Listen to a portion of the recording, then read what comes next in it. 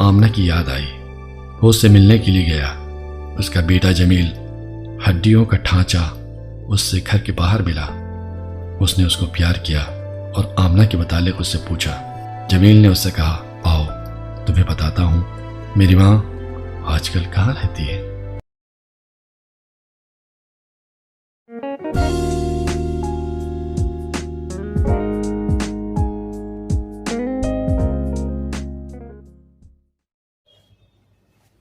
آداب، میں ہوں آپ کے ساتھ آپ کا اپنا دوست عاصم شاہ۔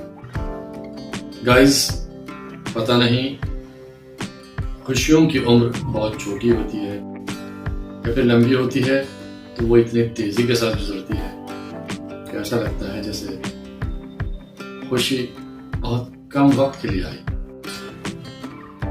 اور ایسا کسی ایک انسان کے ساتھ نہیں ہوتا۔ اکثر لوگوں کے ساتھ ایسا ہوتا ہے، میجورٹی کے ساتھ ایسا ہوتا ہے کہ خوشی کے لمحات بہت جلدی گزر جاتے ہیں اور پریشانی ایسا لگتا ہے جیسے ختم ہونے کا نام ہی نہیں لے رہی۔ یوں کہیں کہ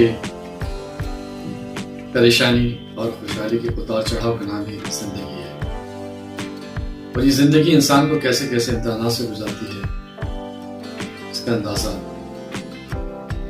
تب ہوتا ہے جب انسان اس سے گزرتا ہے یا دوسرے کا مشاہدہ کرتے ہوئے اس کے سامنے کچھ واقعات، کچھ چیزیں ایسی ہوتی ہیں کہ وہ زندگی کے اس اتار چڑھاؤ کو دیکھ سکے، محسوس کر سکے۔ زندگی کے اسی اتار چڑھاؤ کی عکاسی کرتا ہے خوبصورت افسانہ جس کا عنوان ہے آمنہ، جسے لکھا ہے سعادت حسن منٹو نے۔ آئیے سنتے ہیں۔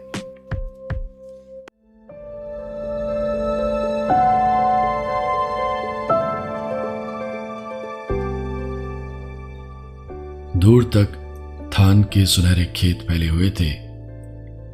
جمعے کا نوجوان لڑکا بندو کٹے ہوئے دھان کے پولے اٹھا رہا تھا اور ساتھ ہی ساتھ گا بھی رہا تھا۔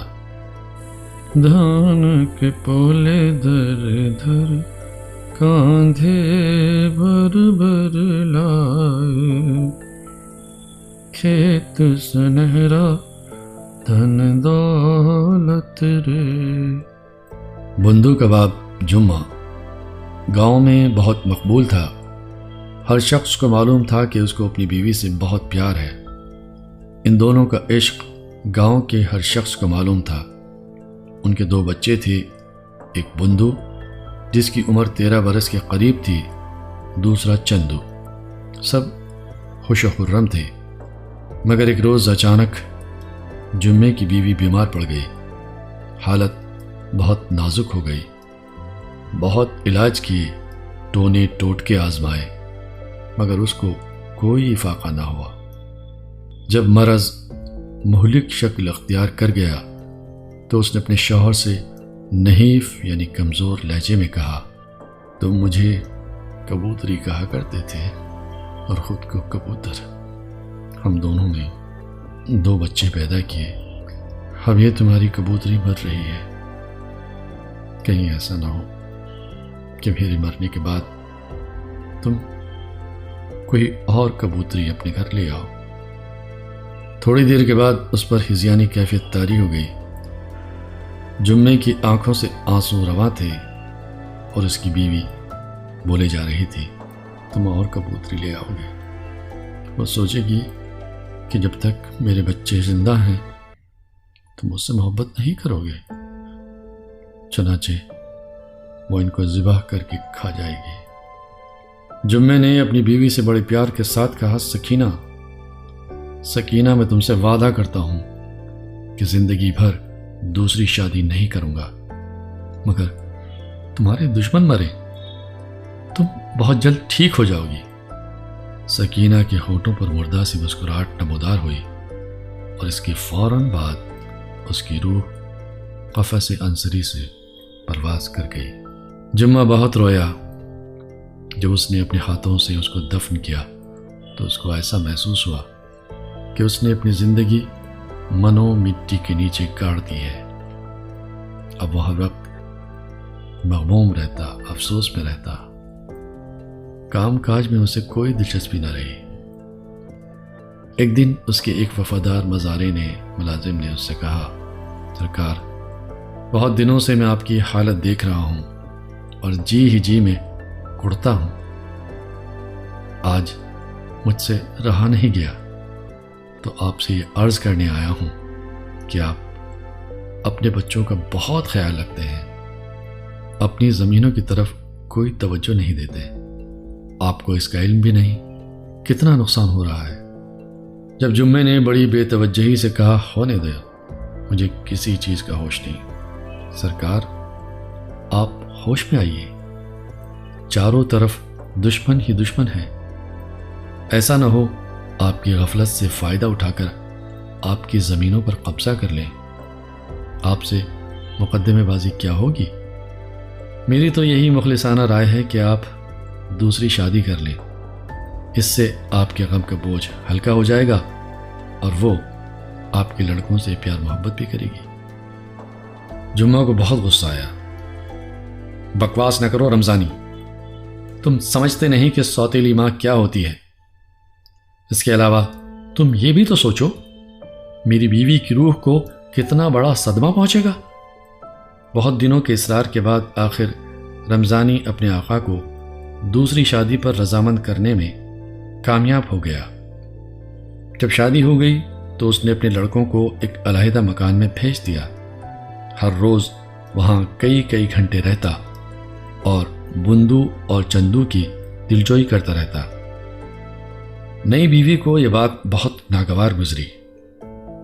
एक बात और भी थी कि मक्खन दूध का बेशतर हिस्सा उसके सौतेले बेटों के पास चला जाता था।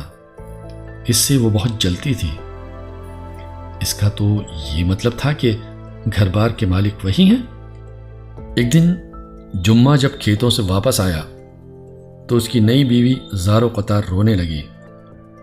जुम्मे ने इस आहोजारी की वजह पूछी तो उसने कहा, तुम मुझे अपना नहीं समझते, इसीलिए बच्चों को दूसरे मकान में भेज दिया है। मैं उनकी माँ हूँ, कोई दुश्मन तो नहीं हूँ।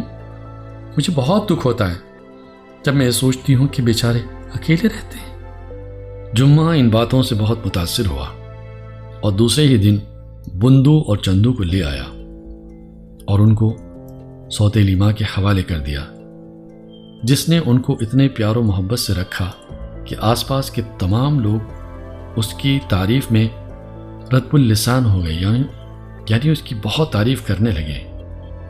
नई बीवी ने जब अपने खाविंद के दिल को पूरी तरह मोह लिया तो एक दिन एक मज़ारे यानी अपने एक मुलाजिम को बुलाकर अकेले में उससे बड़े राजदाराना लहजे में कहा, मैं तुमसे एक काम लेना चाहती हूँ, बोलो करोगे? उस मज़ारे ने यानी उस मुलाजिम ने, जिसका नाम शबराती था, हाथ जोड़कर कहा, सरकार आप माई बाप हैं, जान तक हाजिर है आपके लिए।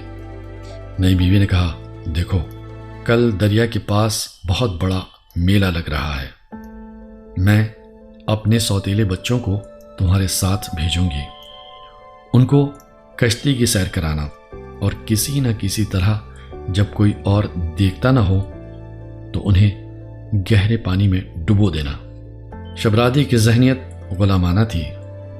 इसके अलावा उसको बहुत बड़े इनाम का लालच दिया गया था। दूसरे रोज़ बुंदू और चंदू को अपने साथ ले गया, उन्हें कश्ती में बिठाया, उसको खुद खेना शुरू किया। दरिया में दूर तक चला गया जहाँ कोई देखने वाला नहीं था। उसने चाहा कि उन्हें धक्का देकर डुबो दे, मगर एकदम उसका ज़मीर जाग उठा। उसने सोचा, इन बच्चों का क्या कसूर है सिवाय इसके कि इनकी अपनी माँ मर चुकी है और अब ये सौतेली माँ के रहमो करम पर है। बेहतर यही है कि मैं इन्हें किसी शख्स के हवाले कर दूं और सौतेली माँ से जाकर कह दूं कि दोनों डूब चुके हैं। दरिया के दूसरे किनारे पर उतरकर उसने बुंदू और चंदू को एक ताजिर के हवाले कर दिया, जिसने उनको मुलाजिम रख लिया। बड़ा लड़का बुंदू खेल कूद का आदी और मेहनत मशक्क़त से बहुत घबराता था। ताजिर के यहाँ से भाग निकला और पैदल चलकर दूसरे शहर में पहुंचा, मगर उसे एक दौलतमंद आदमी के यहाँ جس کا نام قلندر بیگ تھا پناہ لینا پڑی۔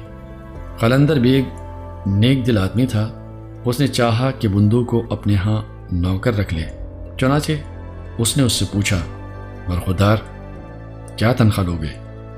بندو نے جواب دیا، جناب میں تنخواہ نہیں لوں گا۔ قلندر بیگ کو کسی قدر حیرت ہوئی، لڑکا شکل و صورت کا اچھا تھا، اس میں گنوار پن بھی نہیں تھا۔ اس نے پوچھا، تم کس خاندان کے ہو، کس شہر کے باشندے ہو؟ بندو نے اس سوال کا کوئی جواب نہ دیا اور خاموش رہا، پھر رونے لگا۔ قلندر بیگ نے اس سے مزید استفسار یعنی پوچھ تاچھ کرنا مناسب نہ سمجھا۔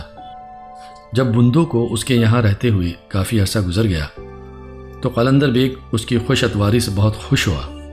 ایک دن اس نے اپنی بیوی سے کہا، بندو مجھے بہت پسند ہے، میں تو سوچتا ہوں اس سے اپنی ایک لڑکی بیاہ دوں۔ بیوی کو اپنے خاوند کی یہ بات بری لگی، لیکن آخر اس نے کہا، آپ اس سے اس کے خاندان کے متعلق تو دریافت کیجیے۔ قلندر بیگ نے کہا، میں نے ایک مرتبہ اس سے اس کے خاندان کے متعلق پوچھا تو وہ زار و قطار رونے لگا، پھر میں نے اس موضوع پر اس سے کبھی گفتگو نہیں کی۔ بندو کئی برس قلندر بیگ کے یہاں رہا۔ جب 20 برس کا ہو گیا تو قلندر بیگ نے اپنا سارا کاروبار اس کے سپرد کر دیا۔ کافی عرصہ گزر گیا۔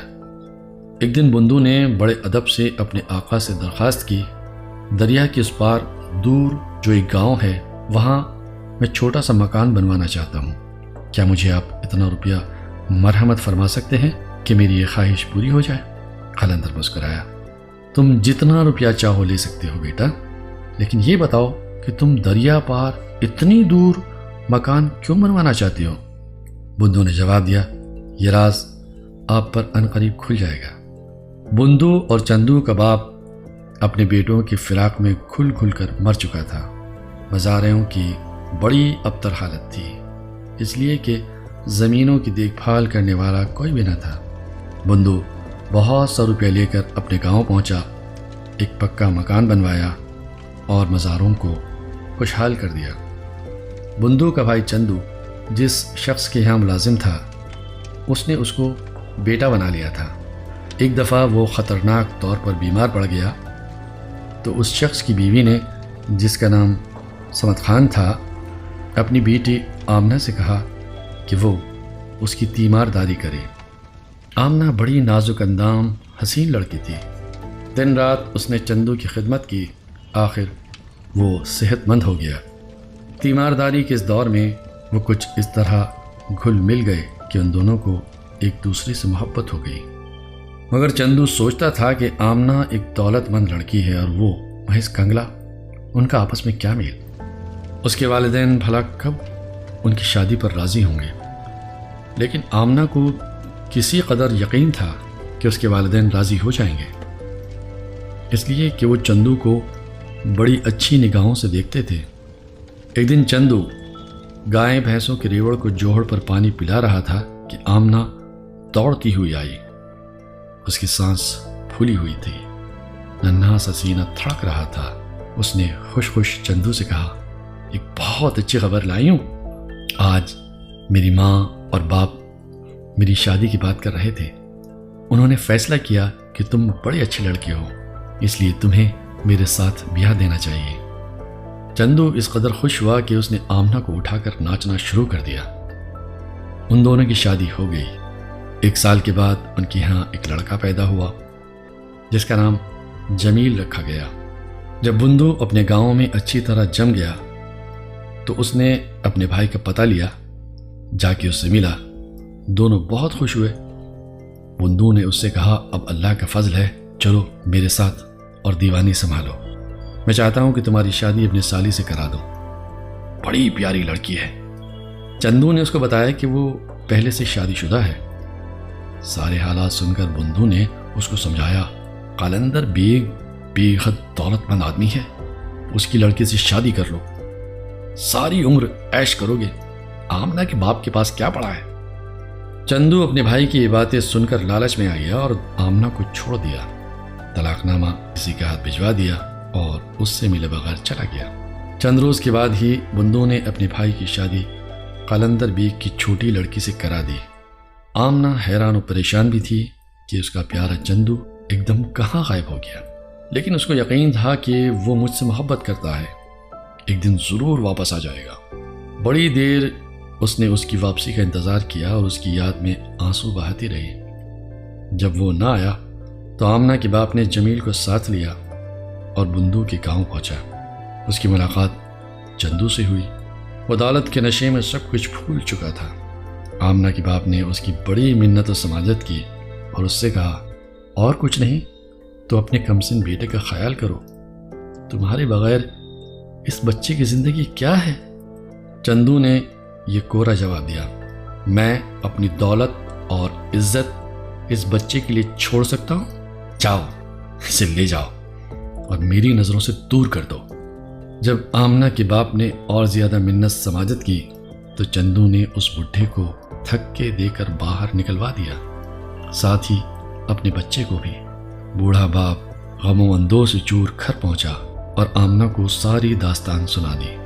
آمنہ کو اس قدر صدمہ پہنچا کہ وہ پاگل ہو گئی۔ چندو پر پے در پے اتنے مصائب آئے کہ اس کی ساری دولت اجڑ گئی۔ بھائی نے بھی آنکھیں پھیر لی، بیوی لڑ جھگڑ کر اپنے میکے چلی گئی۔ اب اس کو آمنہ کی یاد آئی، وہ اس سے ملنے کے لیے گیا۔ اس کا بیٹا جمیل ہڈیوں کا ڈھانچہ اس سے گھر کے باہر ملا۔ اس نے اس کو پیار کیا اور آمنہ کے متعلق اس سے پوچھا۔ جمیل نے اس سے کہا، آؤ تمہیں بتاتا ہوں میری ماں آج کل کہاں رہتی ہے۔ وہ اسے دور لے گیا اور ایک قبر کی طرف اشارہ کر کے بولا، یہاں رہتی ہے آمنہ اماں۔